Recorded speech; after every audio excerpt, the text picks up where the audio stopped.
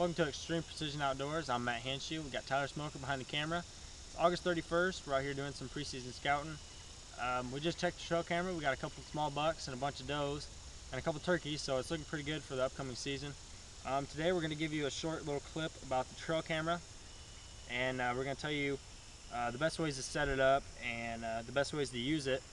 One of the main things about the trail camera is placement. Placement's a big part of trail cameras when using them.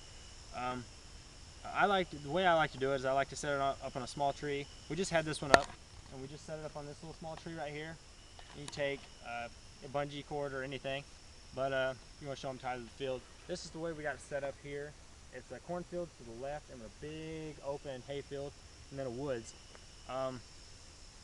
Before setting up your trail camera, look for a deer sign. Deer sign it's a great help. It's natural. I mean, it tells you where the deer are, where they're moving. Look for deer trails. Look for rubs on trees, scrapes, anything like that when setting it up. But a big part about setting up trail cameras is weeds. When you get these, the trail cameras have motion sensors on them. And what it does is every time it moves, like when a deer walks in front of it, it's gonna take a picture because it thinks it's a deer. And when you have weeds in front of your camera, when that wind hits them weeds, it's going to make a movement and it's going to set that camera off. And that's why you're going to have blank pictures.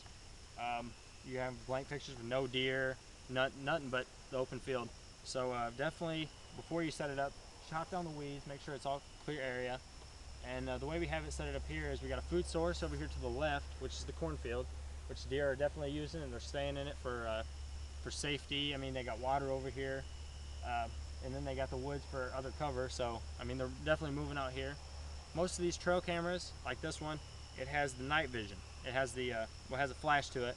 You can set the flash however you want it. You can set it to 5, 3, 2 seconds, whatever you want it, for night pictures. Say you got a deer that walks in front of you at night, it's going to take a picture. So that definitely helps in the scouting. It's a lot better than sitting out your tree stand all day taking pictures of deer. It's definitely a great scouting tool. They can range to 50 to up to 500 bucks. They get really expensive. Them are the really digital ones. I got another one set up here to the north, and that one has infrared. The infrared it's like the flash, but it doesn't. It's like an in the dark picture.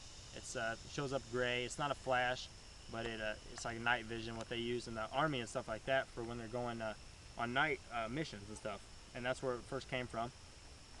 But they're definitely a great tool. The only thing about trail cameras that I don't like is on this one, it does take batteries.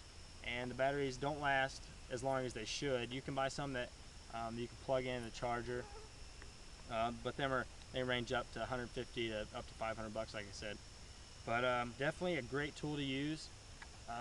I would say the best place to set it up is either by a food source where the deer are moving, open field where you can see them all the time, where they're definitely moving from the woods to the cornfield, and then they're going out to graze in the field.